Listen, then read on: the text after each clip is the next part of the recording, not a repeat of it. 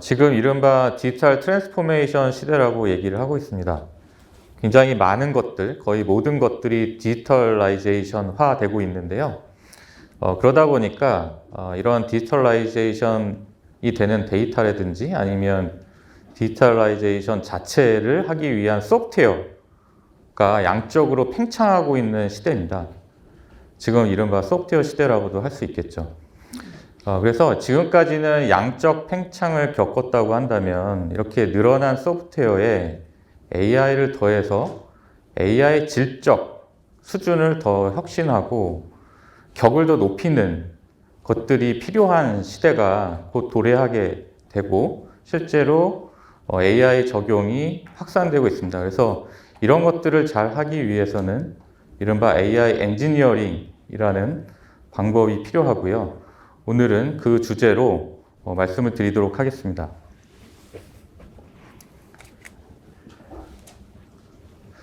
먼저 AI 기술 트렌드에 대해서 좀 말씀을 드리도록 하겠습니다.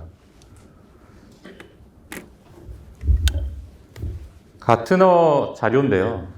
가트너는 이제 시장 조사 기관입니다. 가트너에서 2022년 그 전략적 기술 트렌드를 보게 되면 AI 엔지니어링이라고 하는 영역이 하나의 기술 트렌드로 언급이 되고 있고요. 그리고 또 역시 가트너의 올해 AI 영역에서의 하이프 사이클, AI 영역의 기술들이 어떤 것들이 부상하고 어떤 것들이 이제 일상화되고 있느냐라는 것을 보여주는 그림인데요. 딥러닝이라는 이런 알고리즘 영역에 대해서는 이미 많은 사람들이 인지하고 있고 이제 활용의 시대로 돌입하는 반면 모델 옵스나 AI 엔지니어링이라고 하는 영역들은 새롭게 하이프되고 있는 영역들입니다.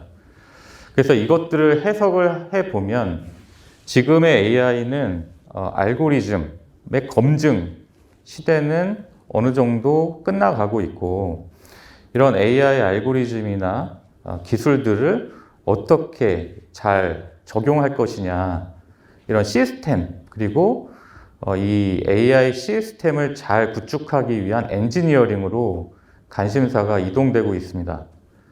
그래서 특히 저처럼 기업에 있는 사람들은 이 AI 적용을 어떻게 잘 할 것이냐에 대한 관심이 굉장히 많고요.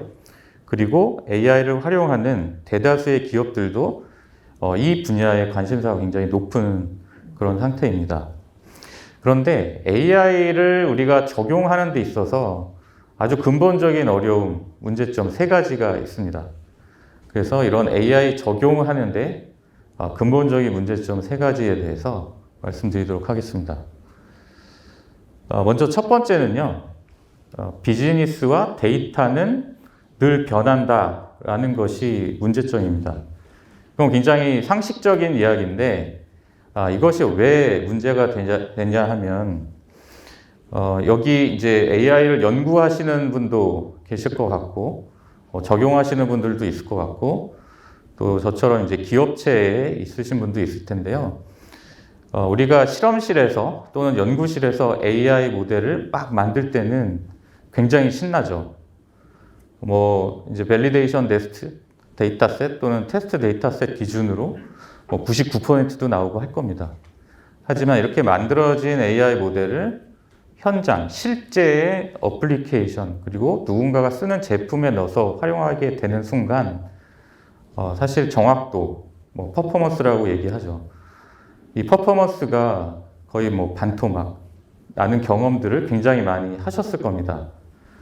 그래서 AI 모델의 예측 정확도, 우리가 AI 모델을 만들 때 쓰는 퍼포먼스 매트릭 기준이겠죠?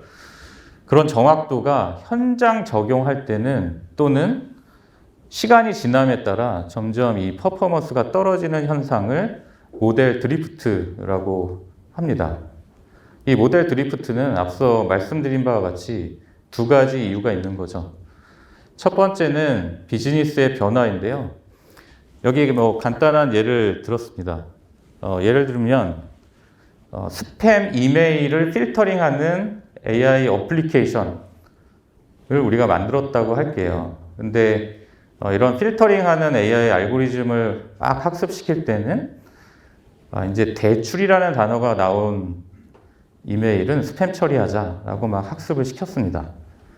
그런데 막상 이게 다 만들어진 다음에 실제 사용하는 시점에 왔을 때 지금처럼 자금 사정이 안 좋아서 대출에 대한 정보가 스팸이 아니라 유용한 정보일 수도 있겠죠. 그런 실행 시점, 활용 시점에서는 거꾸로 이 대출이라는 이메일이 스팸이 아니라 유효 정보가 되는 겁니다. 즉 이렇게 비즈니스가 시간이 지남에 따라서 변하거나 해서 생기는 문제들을 컨셉 드리프트라고 얘기를 하고요. 두 번째 원인은 데이터의 변화입니다. 이 그래프를 보시면은 우리가 어차피 지금 오늘날 얘기하는 AI라는 것은 머신러닝, 딥러닝이기 때문에 어떤 모수 집단의 데이터로부터 샘플을 받아와서 그걸 가지고 이제 학습을 시키지 않습니까? 그러면 학습 데이터의 분포에 따른 모델 최적화가 되는데 학습이 끝나고 우리가 인퍼런스 시점, 실행 시점으로 들어가는 순간 사실 내가 학습시킨 모수의 데이터가 아닌 그 외의 데이터가 들어오는 경우가 있겠죠. 그리고 실제로 산업 현장에서는 그런 경우가 대다수입니다. 즉 데이터의 변화가 있는 거고 이런 데이터 드리프트 때문에 정확도가 떨어질 수밖에 없습니다. 이게 우리가 이른바 run from data 하는 모든 알고리즘들, 머신러닝도 여러 종류가 있고 최근에는 딥러닝도 그렇고 모든 러닝 알고리즘들이 가지고 있는 근본적인 한계죠. 이런 모델 드리프트 문제가 있기 때문에 우리가 실험실에서 아무리 잘 되는 AI 알고리즘 모델을 고안한다 하더라도 실제 적용하는 순간은 잘 안 되는 경우가 많고 그게 특정 몇몇 영역을 제외한 나머지 분야에서 AI가 잘 확산되지 않는 근본적인 이유입니다. 두 번째 문제는 이른바 AI 기술 부채의 문제인데요. 지금 이 그림은 이쪽에 관심 있는 분들은 너무나도 많이 보셨을 페이퍼인데 2015년 뉴립스에 나온 페이퍼인데 히든 테크니컬 데빗이라는 페이퍼인데 여기서 이제 여기 아마 학생분들 많이 계신 것 같은데 AI 알고리즘 개발할 때 실제로 머신러닝이든 딥러닝이든 이 기준으로 코드 라인 수는 몇 줄 안 되죠. 지금처럼 워낙 그 텐서플로우나 파이토치 같은 좋은 프레임워크들이 나와 있는 상태에서 사실은 몇 줄 안 됩니다. 그런데 이 AI 알고리즘 모델을 만들고 학습시키기 위해서 활용하는 주변 소프트웨어는 굉장히 많죠. 파이토치만 하더라도 또는 텐서플로우만 하더라도 데이터 전처리부터 수집하고 관리하고 학습시키고 밸리데이션 테스트하고 테스트하고 또 배포까지 하게 되는 이거를 조사를 해보면 실제로 AI 알고리즘 소스 코드의 라인 오브 코드 기준으로 5%밖에 안 되고 나머지 95%가 주변 소프트웨어들입니다. 그리고 이 주변 소프트웨어들은 굉장히 복잡한 단계를 가지고 있기 때문에 잠재적인 리스크들이 사실은 AI 알고리즘 소스 코드보다는 주변 시스템에 다 내재되어 있죠.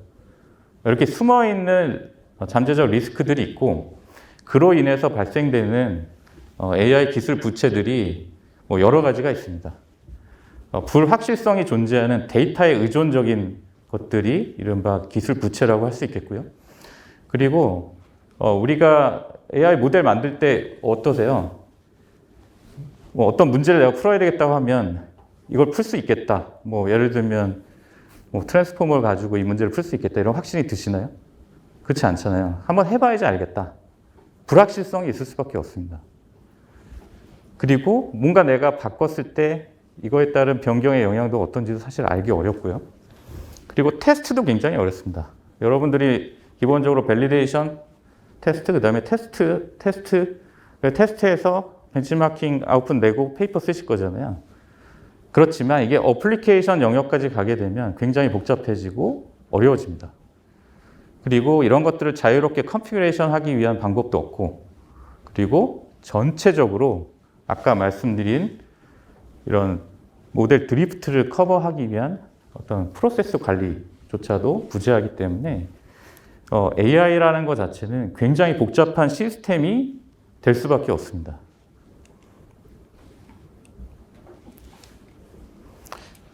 네. 그 다음에 세 번째 문제는 AI 알고리즘까지는 그렇다 치더라도 이걸 결국 쓰기 위해서는 어플리케이션화 돼야 되잖아요. 이 어플리케이션화 되기 위해서는 기존의 응용 소프트웨어와 AI 모델이 결합이 돼야 되는데 예를 들면 이런 거죠.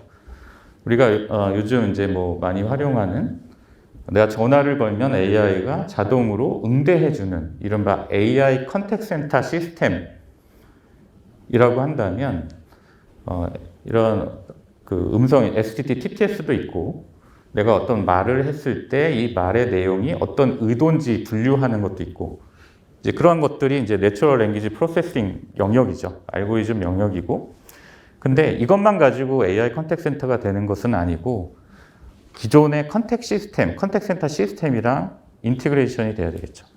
그래서 이 AI 알고리즘과 응용 소프트웨어가 결합이 돼야 우리가 사용자한테 최종 제공이 되는 AI 어플리케이션 내지는 시스템이 되는데 문제는 이 두 개가 너무 본질적으로 다릅니다. AI 알고리즘은 데이터로부터 학습을 통해서 아웃풋을 만들어내지만 우리가 흔히 만드는 응용 소프트웨어는 그거랑 상관없죠. 그냥 C든 자바든 파이썬이든 프로그래밍을 하게 되죠.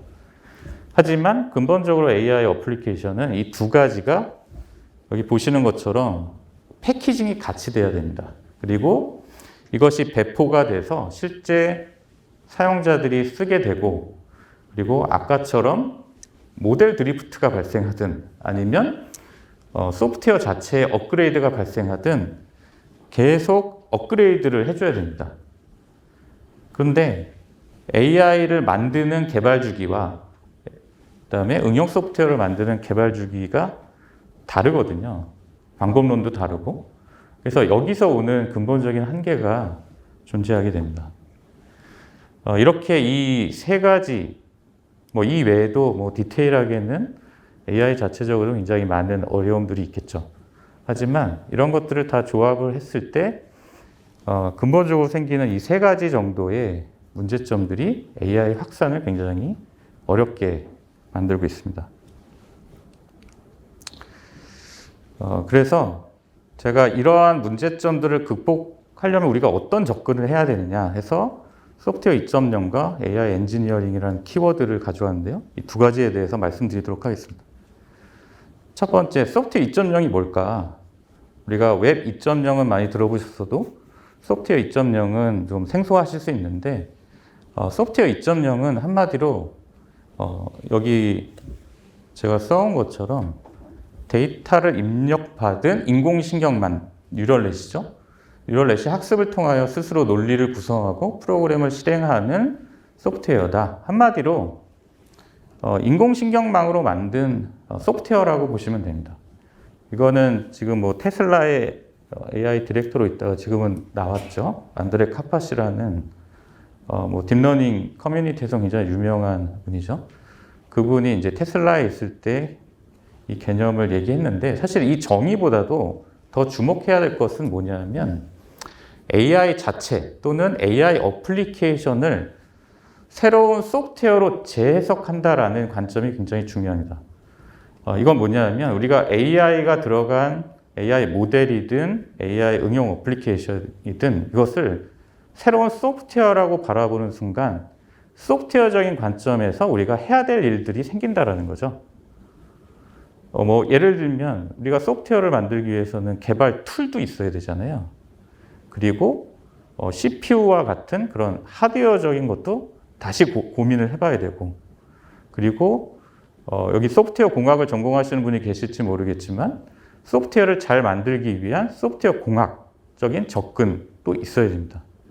그래서 이거를 AI를 소프트웨어로 바라본다라면 관점을 바꾸게 된다면 AI를 잘 적용하기 위한 다양한 방법들을 우리가 고민해 볼 수 있다는 거죠. 그렇기 때문에 소프트웨어 2.0은 그런 의미에서 굉장히 중요한 키워드라고 보고요.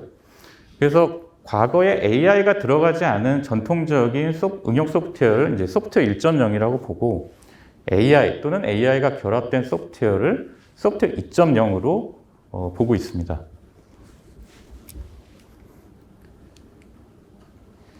그렇다면 이 소프트웨어 2.0을 잘 만들게 하기 위해서 어떤 게 필요할까라고 한다면 AI 기술 그 자체가 필요하고 앞서 말씀드린 바와 같이 소프트웨어 자체를 잘 개발하기 위한 소프트웨어 공학적인 접근이 필요합니다. 소프트웨어 엔지니어링이 필요하다는 거죠. 이런 AI 기술과 소프트웨어 엔지니어링이 결합된 것이 바로 AI 엔지니어링입니다. 그래서 결국에는 우리가 AI가 들어가 있는 소프트웨어 2.0을 잘 개발하기 위해서는 AI 엔지니어링적인 접근이 필요하고요. 이런 AI 엔지니어링적인 접근의 가장 대표적인 게 MLOps입니다. MLOps는 머신러닝 오퍼레이션스의 약자이고요.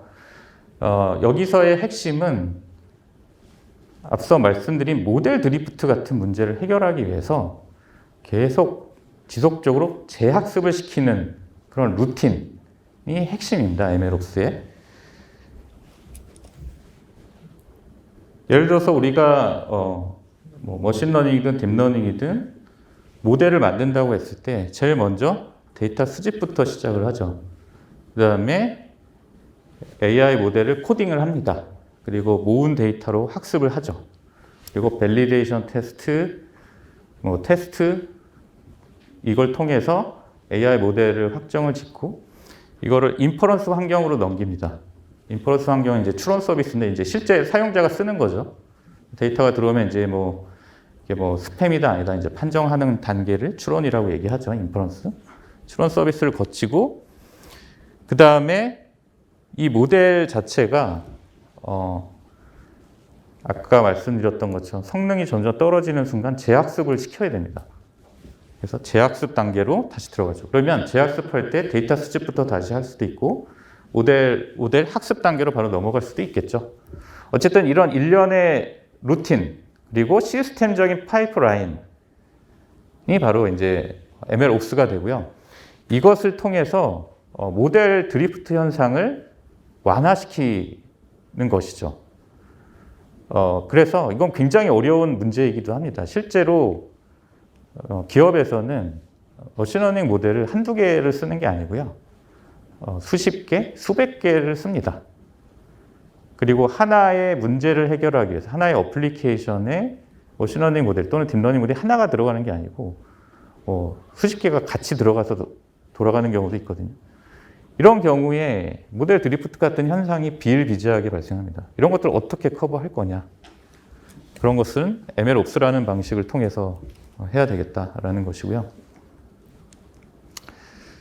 그 외에 우리가 앞서 말씀드린 AI 기술 부채 그리고 AI 모델과 응용 소프트웨어의 간극을 메꾸기 위해서는 어떤 한 가지 방법이 아니라 이걸 종합적인 그리고 체계적인 AI 엔지니어링 접근이 필요할 수밖에 없습니다. 그래서 저희 같은 이제 LG CNS 회사는 이런 총괄적인 AI 엔지니어링 방법론인 소프트웨어 AI를 정의를 했고요. 이런 앞서 말씀드린 AI 기술 부채나 알고리즘 응용 소프트웨어 간극을 해소할 수 있는 방법이 이런 종합적인 그리고 체계적인 방법론으로 접근을 할 수밖에 없습니다. 그러면 소프트웨어 AI에 대해서 잠깐 말씀드리도록 하겠습니다. 이 AI를 학습시키고 서비스하기 위한 시스템은 굉장히 복잡하기 때문에 종합적인 방법론이 필요할 수밖에 없는데요. 예를 들면 어떠한 AI 알고리즘을 만들 것이냐에 대한 발굴부터 시작해서 AI 알고리즘을 만들고 AI 어플리케이션을 개발하고 그 다음에 이것을 운영 또는 유지보수하기 위한 각 단계별 절차가 있을 것이고요. 그리고 이런 사람들, 개발자들 또는 데이터 사이언티스트들이 해야 될 일의 절차, 프로세스가 있고, 그리고 앞서 말씀드린 MLOps, 그리고 응용 소프트웨어를 유지 보수하기 위한 DevOps, 이 두 가지가 또 같이 있어야 되고요. 그리고 그 안에는 또 이런 그 프로세스나 기술을 개발하기 위한 응용 기술들, 그리고 아키텍처, 그리고 이 전체적으로 관리하는 거버넌스 체계가 있어야 됩니다. 그래서 소프트웨어드 AI와 같은 방법론은, AI 엔지니어링 방법론은 이렇게 굉장히 양이 크고 많은 영역을 동시에 커버리지를 하게 되고요. 각각의 영역을 잠깐 말씀을 드리면, 개발 프로세스는 AI 모델을 개발하는 절차와 그다음에 응용 소프트웨어와 같이 맞물려서 어떻게 통합할 거냐에 대한 절차, 그리고 이 데브 MLOps라고 저희가 부르는 응용 소프트웨어 개발과 머신러닝 또는 딥러닝 모델 개발하기 위한 절차, 유지보수하기 위한 절차가 통합되어 있어야 된다. 그리고 이런 것들을 서포팅하는 개발 환경, 뭐 앞서 말씀드린 텐서플로우라든지 파이토치라든지, 그리고 또 서빙, 그러니까 인퍼런스 하기 위한 별도의 프레임워크, 그리고 어떤 우리가 일정하게 유지보수를 하게 된다면 우리가 만든 코드에 대한 어떤 표준화가 필요하게 됩니다. 이런 표준화.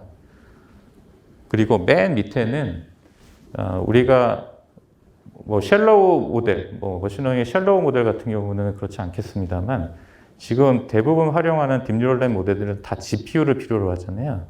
완전히 또 다른 인프라 환경입니다. 이거는 관리도 굉장히 어렵거든요. 어쨌든 이 인프라 환경에 대한 부분까지 완전히 수직적 통합이 되어 있는 일련의 방법론이 필요하다는 것입니다. 그래서 몇 가지 좀 팁을 드리자면, AI 모델 개발에 있어서 앞서 말씀드린 그런 근본적으로 가지고 있는 문제점들을 해결하기 위해서는 AI 모델을 개발하고 운영하기 위한 프로세스가 표준화가 되어야 된다. 이게 여러분들이 프로세스 표준화라는 것이 좀 잘 이해가 안 될 수도 있겠습니다만, 한마디로 데이터 사이언티스트가 AI 모델을 개발하는 절차를 표준화시켜 놓는 것입니다. 근데 이게 왜 중요하냐면, 우리가 한두 가지 실험하는 게 아니라 실제로 사용자가 쓰는 시스템까지 되려면 굉장히 많은 AI 모델들을 개발해야 되고 유지보수를 해야 됩니다. 그러면 그 업무 자체가 표준화가 되어야 되겠죠. 그런 게 필요하고요. 그 다음에 AI 모델이 있고 응용 소프트웨어가 있습니다. 그리고 AI 모델 개발조차도 학습이 있고 밸리데이션 단계가 있고 테스트 단계가 있고 굉장히 복잡하다입니다. 그래서 각 단계별 테스트 영역이 있고, 그 다음에 이게 최종적으로 AI 어플리케이션으로 사용자가 쓸 수 있도록 출시해야 되겠다라는 단계에서의 테스트가 또 있게 됩니다. 그래서 AI 모델을 만들 때는 인프라스트럭처에 대한 테스트, 그 다음에 모델 자체에 대한 테스트, 그 다음에 이것이 어플리케이션이랑 결합이 됐을 때 기능에 대한 테스트, 그리고 최종적으로는 우리가 의도한 대로 퍼포먼스가 나오느냐, 정확도가 나오느냐에 대한 테스트 이후에 이것을 또 실제 고객들이 쓸 수 있도록 어딘가에 서비스로 들어가겠죠. 서비스로 들어갔을 때 우리가 새롭게 만든 것이 얼마나 잘 동작하는지에 대한 테스트를 먼저 해야 됩니다. 섀도우 테스트라고 하죠. 이걸 한 다음에 실제 배포 활용하게 되는 것이고, 또는 좋아졌는지 나빠졌는지를 확인하기 위해서 A/B 테스트 같은 것도 하게 되죠. 이런 단계적 테스트를 통해서 어떤 그 버그라든지 아니면 의도치 않은 결과가 나오지 않도록 제어를 해줘야 되는 것이 중요하고요.